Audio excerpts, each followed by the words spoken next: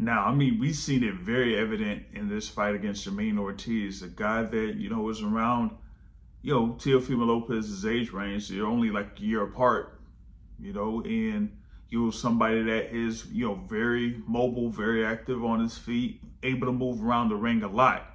And it's a southpaw, so it's something where, Teofimo will have to, be wary of the left hand, while having his strong hand down as the right hand.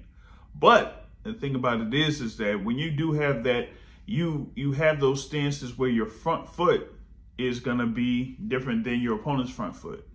So your lead foot is the left foot, as you're an orthodox fighter.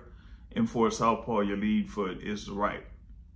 But the thing about it is, and a lot of y'all know about this, that when you have an orthodox versus a southpaw fighter, your objective is to have your lead foot on the outside of your opponent's lead foot. Whether they move around the ring a lot or whether they're trying to just get in and get their strong foot on. You don't want to have them have that out, because you want to be able to keep them, within your range so that you'll be able to work, whether it's at a distance or up close. And you didn't see that there from Teofimo Lopez in this fight last night against Jamaine Ortiz. And over the course of pretty much the entire fight, you've seen Jamaine Ortiz be able to go off to Teofimo Lopez's left or move to his right and have Teofimo Lopez reset every single time. And the thing about it is that when you're allowing your opponent to get out of the pocket or get out of range, you're not really being effective in what you're trying to do. And I know you had Teofimo Lopez coming forward, but I'm like, you got to be able to do things in order to try to cut off the ring. There's been examples of this. Some folks talk about Gennady Golovkin back in the day.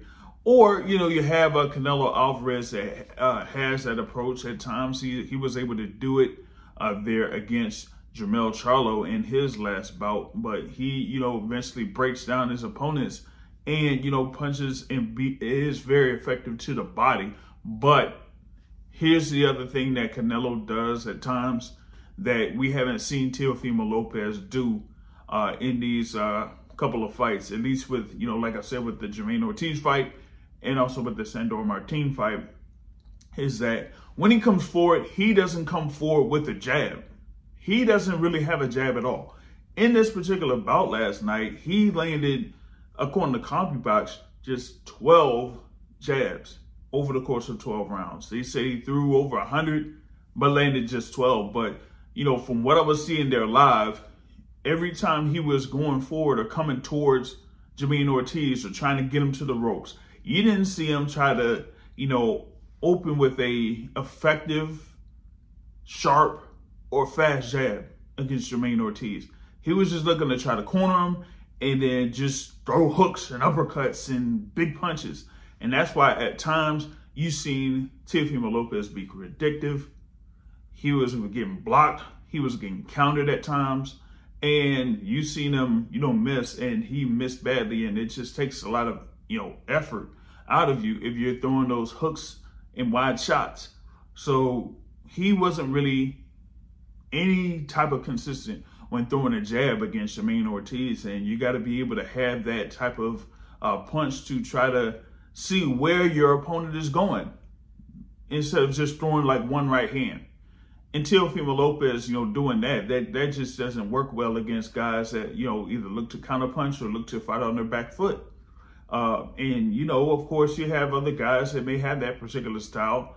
And they see here that Teofimo Lopez has those issues until he is able to cut off the ring better and use the jab in a much more effective way, or at least just try to use the jab, period.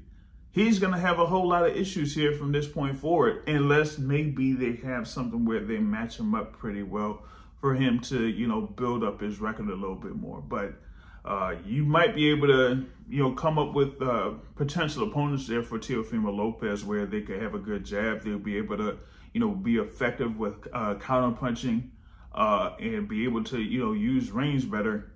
That would give Teofimo Lopez a whole lot of trouble. So yeah, he has the lone loss to George Kambosos Jr., but we've seen here, against Sandor Martin and against Jamaine Ortiz, that he has issues with guys that don't necessarily engage off the rip and just want to wait and counter and fight off the back foot, or have something where they're a southpaw and they're able to get their lead foot on the outside of Teofimo Lopez. So Teofimo Lopez would have to work on that in order to really improve as a fighter and be more of a complete fighter. So that's what I say is the main issue there for Teofimo Lopez. Let's see if he's able to fix it here in these next few fights that are coming up for him in the future. But if you say that there's like any other faults there for Teofimo Lopez, you can share that here under this video. Leave a comment here. We appreciate the feedback here from you boxing fans. And if you haven't done so already, just hit the subscribe button here for the Boxing Source. We really appreciate it. On that note, folks, that's it for me, man. Peace.